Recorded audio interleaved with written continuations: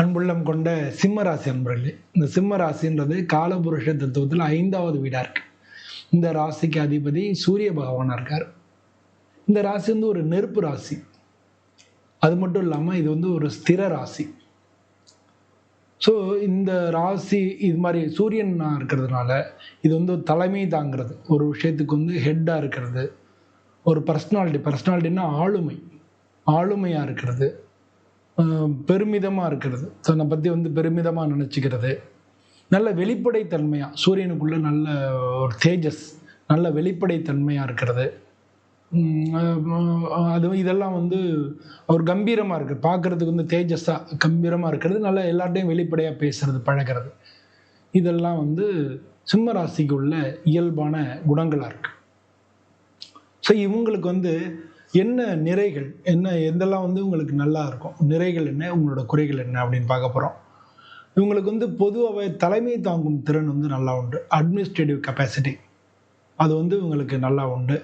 பிறரை வந்து எப்படி வழி நடத்தணும், அவங்கள்ட்ட வந்து எப்படி காரியம் சாதிக்கணும், அவங்கள்ட்ட யாருக்கு என்ன தெரியும், அவங்கள்ட்ட சொன்னால் எதை செய்வாங்க, இந்த மாதிரி அவங்களுக்கு வந்து பிறரை வழி நடத்தக்கூடிய ஒரு தன்மை உண்டு.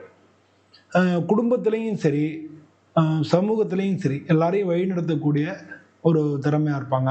ஒரு ஆளுமையான ஒரு நல்ல திறமையாக இருப்பாங்க. இதெல்லாம் வந்து சிம்ம ராசிக்கு இயல்பாக இருக்கக்கூடிய ஒரு நல்ல போட்டுதலுக்குரிய ஒரு குணமாக இருக்குது. அது மாதிரி வந்து எந்த ஒரு சூழ்நிலையிலையும் தைரியமாக தன்னம்பிக்கையோடு செயல்படுவாங்க. அது மாதிரி என்னால் செய்ய முடியும் அப்படின்ற உறுதி, அதெல்லாம் செஞ்சிடலாம், அதெல்லாம் முடிச்சிடலாம் அப்படின்ற ஒரு உறுதி இருக்கும். இதெல்லாம் ஒரு காரியம் செய்யறதுக்கு நம்மளை தூண்டும் இல்லையா? இதெல்லாம் வந்து நல்ல குணங்கள். அதனால் வாழ்க்கையில் வந்து நமக்கு என்ன வேணும், மன உறுதி வேணும், நல்ல ஒரு பெருமை இருக்கணும், நம்மளை பற்றி 4 பேர் பெருமையாக சொல்கிற அளவுக்கு நம்ம நல்ல மன உறுதி இருக்கணும். வெற்றியை நோக்கி எந்த ஒரு காரியத்தை எடுத்தாலும் அதை சக்ஸஸை நோக்கி நவுத்திட்டு போகணும், வெறும் நவுத்துறது இல்லை. அது வந்து அந்த காரியத்தை வந்து செயல்படுத்தி வெற்றியை நோக்கி அதை கூட்டிகிட்டு போகணும். அதுக்கு உண்டான அந்த ஐடியா, திட்டமிடல், அதை நோக்கி போகக்கூடிய ஒரு மன துணிவு, இதெல்லாம் வந்து இவங்கள்ட்ட இயல்பாகவே இருக்கும். அது மாதிரி வந்து இதாக இருக்க மாட்டாங்க, அப்படின்னு என்ன சொல்கிறது, செல்ஃபிஷாக இருக்க மாட்டாங்க.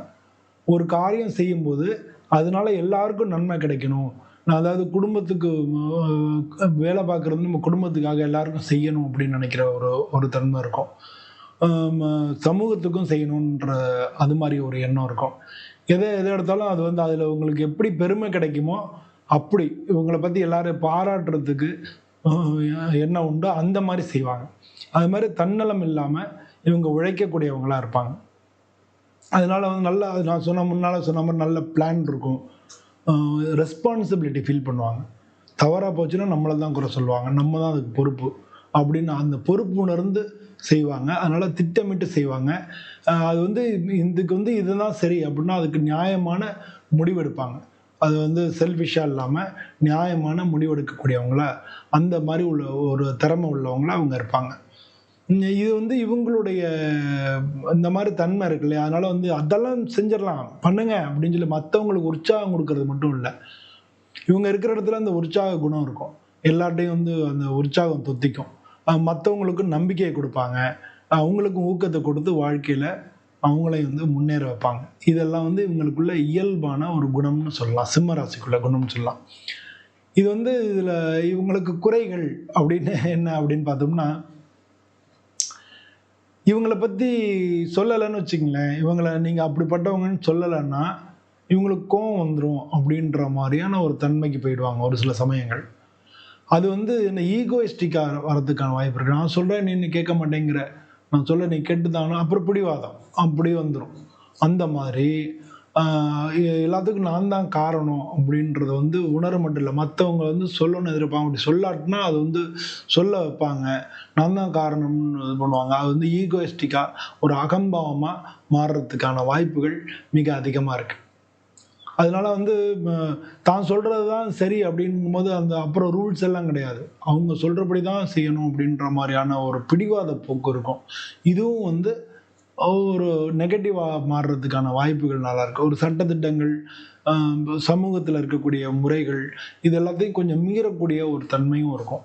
அது மாதிரி பிடிவாதம் பிடிக்கும்போது அதுவும் வந்துடும். அகம்பாவமும் பிடிவாதமும் நமக்கு வந்து நெகட்டிவான ஒரு விஷயத்தை கொடுத்துரும். அதாவது அந்த எந்த லெவல் தெரிஞ்சுக்கணும். எக்ஸ்ட்ரீம் லெவலில் போகும்போது அது அகம்பாவம் மாறிடும். அதே மாதிரி எக்ஸ்ட்ரீம் லெவல் போகும்போது அது பிடிவாதம், தான் சொன்னதை கேட்கணும், நம்ம சொல்கிறபடி காரியங்கள் செய்யணும் அப்படின்றது ஒரு திட்டமிடல், அதுக்கான இதெல்லாம் தெரியும். ஆனால் நம்மளை புகழல, இல்லை நமக்கு பெருமை வரல அப்படின்றதுக்காக செய்யும்போது ஒரு பிடிவாத குணம் இருக்கு இல்லையா, அது வந்து மற்றவங்களால வந்து அதை ஏற்றுக்க மாட்டாங்க. ஸோ அந்த மாதிரியான விஷயங்களை வந்து இவங்க வந்து அவாய்ட் பண்ணிக்கணும். அது மாதிரி மற்றவங்கள்ட்டையும் கலந்து ஆலோசிக்கணும். அதாவது கூட்டுயர்வே நாட்டுயர்வுன்னு சொல்லுவாங்க. மற்றவங்க அது மாதிரி ஒரு என்ன சொல்கிறது, ஒரு டீம் ஒர்க்.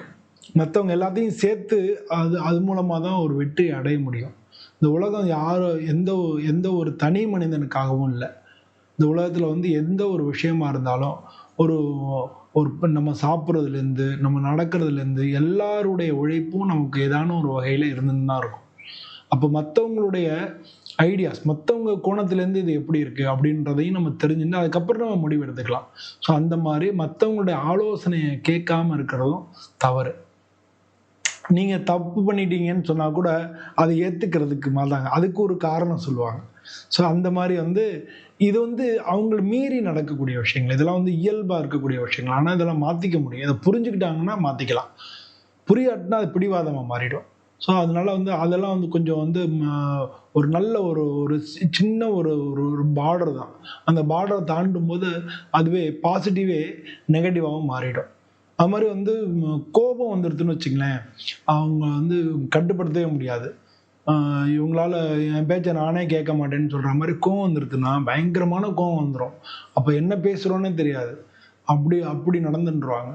அப்போ வந்து அது வந்து முரட்டுத்தனமாகவும் ஒரு முட்டாள்தனமாகவும் மற்றவங்களுக்கு தெரியும். ஸோ அந்த மாதிரியான விஷயங்களும் உங்களுக்குள்ள நெகட்டிவாக இருக்கும். அது மாதிரி வந்து நேர்மையாக பேசுகிறேன்ற பேரில் பல பேரை காயப்படுத்துறது, மற்றவங்க என்ன நினைப்பாங்க, அவங்களுடைய 4 பேருக்கு நேராக பேசும்போது, இன்னொருத்தரை பற்றி பேசும்போது நம்ம இவங்க உண்மையை தான் சொல்லியிருப்பாங்க, இவங்க கரெக்டாக தான் சொல்லியிருப்பாங்க, இவங்க நேர்மையாக தான் பேசுவாங்க, வெளிப்படையாக பேசுவாங்க. ஆனால் அது அவங்கள காயப்படுத்துறது. அதாவது நிறைய நல்ல வார்த்தைகள் இருக்கும், அதெல்லாம் தேர்ந்தெடுத்து அதை பேசி அந்த சரியான விஷயங்களில் பேசணும். இன்னும் சொல்ல போனோம்னா பொதுவாக யாரையும் நம்ம குறை சொல்லாமல் இருக்கிறது நல்லது. அப்படி பேசும்போது ஏதான ஒரு நேர்மையாக பேசுகிறேன்ற பேரில் அப்படி யாரையான காயப்படுத்துறதுக்கான வாய்ப்புகள் நிறையா இருக்குது. அது மாதிரி தனக்கு கீழே இருக்கிறவங்கள வந்து மதிக்காமல் இருக்கிறது. அவங்க வேற கேட்டகரி, நம்ம வேற கேட்டகரி, நம்மளை தன்னை உயர்ந்த மாதிரியும் அவங்கள தாழ்ந்த மாதிரியும் நினைக்கக்கூடிய உயர்ந்தவர்கள் தாழ்ந்தவர்கள்ன்ற எண்ணம் வந்து வராமல் பார்த்துக்கணும். அப்போ வந்து கீழே வேலை செய்கிறவங்கெல்லாம் வந்து அவங்க லோ கிளாஸ் அப்படின்னு சொல்லி அவங்கள வந்து ஒதுக்கக்கூடிய ஒரு போக்கும் இவங்கள்ட்ட இருக்கும். அதையும் வந்து மற்றவங்களை மதிக்காத ஒரு தன்மையை கொடுத்துரும். அதுவும் வந்து உங்களுக்கு வந்து நெகட்டிவ் பாயிண்ட்டாக இருக்குது. அது மாதிரி எதை செஞ்சாலுமே இவங்களுக்கு பாராட்டு கிடைக்கணும், இவங்களுக்கு புகழ் கிடைக்கணும் அப்படின்ற அந்த மாதிரியான ஒரு போக்கில் போகாமல், ஓகே ரைட், நம்ம வந்து இந்த காரியத்துக்கு இதான் கரெக்டு, இது இந்த குணமும் இவங்கள்ட்ட இருக்கும். ஆனால் ஒரு சில சமயங்கள் வந்து அந்த பெருமையை நினச்சி செயல்படும் பொழுது, அதான் சொல்கிறேனே, ஒரு ஒரு ஒரு பார்டர் இருக்குது, அந்த பார்டரில் எனக்கு கிராஸ் பண்ணும்போது அதுவே வந்து நமக்கு நெகட்டிவாக மாறிடும். அதனால் வந்து எந்த ரேஞ்சுக்குள்ளே வச்சுக்கணும், எதுக்கு அப்படின்றத அவங்க புரிஞ்சு தெரிஞ்சு நடந்துக்கிறது தான் இவங்களுக்கு வந்து பாசிட்டிவான விஷயங்களை நிறையா கொடுக்கும். பொதுவாக சிம்ம ராசிக்காரங்க வந்து யாரோட ஒத்து போவாங்க அப்படின்னா, மேஷ ராசிக்காரங்க, தனுசு ராசிக்காரங்க, துலா ராசிக்காரங்க, இவங்களோட வந்து ஒத்து போயிடுவாங்க. இவங்களுக்கும் செட் ஆகிடும். ஆனால் இவங்களுக்கு செட் ஆகாத ராசிகள் அப்படின்னு பார்த்தோம்னா விருச்சிக ராசி, மகர ராசி, மீன ராசி. இந்த 3 ராசியும் இவங்க சொல்கிறதுக்கும் அவங்க சொல்கிறதுக்கும் கொஞ்சம் விரோதமாக இருக்கும், செட் ஆகாது. அடிக்கடி இவங்களுக்கு கோவப்படுத்துகிற ஒரு ஒரு ராசிகளாக இருக்கும். ஸோ அதெல்லாம் வந்து இவங்க பார்த்து அதுக்கு தகுந்த மாதிரி நடந்துக்கிறது இவங்களுக்கு வாழ்க்கையில் நல்லது இருக்கும். சரி, இந்த குறைகளை நம்ம எப்படி நிவர்த்தி பண்ணிக்கலாம்? பொதுவாக வந்து சூரியன் தான் இது எல்லாத்துக்கும் காரணம். ஒரு நெருப்பு கிரகம் அப்படின்றது மட்டும் இல்லாமல் பெருமை, இந்த மாதிரியான விஷயங்கள் எல்லாத்துக்கும் சூரியன் காரணம். ஸோ சூரியனை ஞாயிற்றுக்கிழமை அன்னைக்கு வணங்குறது, சூரியனை வழிபடுறதுக்கெல்லாம் நல்லதுனா இருக்குது. நம்ம வந்து ஆதித்ய கிருதயம் அப்படின்னு சொல்லி ஸ்லோகம் இருக்குது. அதை முடிஞ்சா சொல்லலாம். அப்படி இல்லாட்டினா அதே தமிழ் படுத்தி நம்ம கண்ணதாசன் எழுதின ஒரு சின்னதுதான், ஒரு 10 வரி தான் இருக்கும். ஆனால் அது நல்லா இருக்கும்.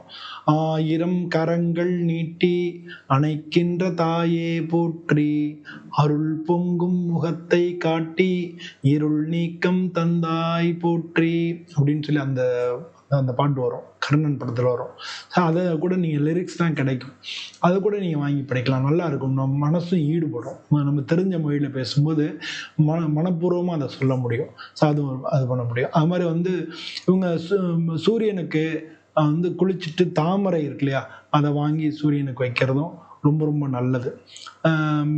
அது மாதிரி வந்து தியானம் நமக்கு வந்து ஒரு அதீதமான ஒரு எண்ணம் இருக்கும் இல்லையா, நம்ம தான் பெருசு, நம்மளால முடியும், நம்மளால தன்னம்பிக்கை, இதெல்லாம் வந்து கொஞ்சம் எல்லை மீறதுக்கான வாய்ப்புகள் இருக்கிறதுனால தியானம் பண்ணிக்கிறது அப்படின்றது வந்து சரி, எல்லாத்தையும் சமாளிக்கலாம், இன்னும் எந்த ஒரு கஷ்ட நேரத்துலையும் ஓகே ரைட் ஓகே அப்படின்னு நம்ம வந்து அதை வந்து எடுத்துன்னு போகிறதுக்கு தியானம் வந்து ஒரு சமநிலையான மனசை கொடுக்கும். ஆனால் தியானம், யோகா இதெல்லாம் செய்யலாம். இதெல்லாம் செஞ்சுக்கிறது பொதுவாக சிம்ம ராசிக்காரங்களுக்கு ரொம்ப நல்லது. இந்த மாதிரி செஞ்சுக்கும் போது அந்த பார்டர் தாண்டாமல், அந்த குறைகள் இல்லாமல் அவங்க நிறைகளாக மட்டுமே இருக்கும்போது நம்ம பெருமையாகும். வாழ்க்கையில் பெரிய லெவலில் முன்னேறி 4 பேர் பாராட்டுற மாதிரி வந்து இவங்க எடுக்கக்கூடிய காரியங்கள்லாம் ஜெயிச்சு இவங்களால 4 பேருக்கு உதவி வந்து அப்படி வாழ முடியும். ஸோ அந்த மாதிரி ஒரு வாழ்க்கை தான் நமக்கு வேணும் இல்லையா. நம்ம வந்து நல்லதே செய்வோம், நன்னா வாழ்வோம். எல்லாருக்கும் வந்து என்னுடைய பணிவான வணக்கம்.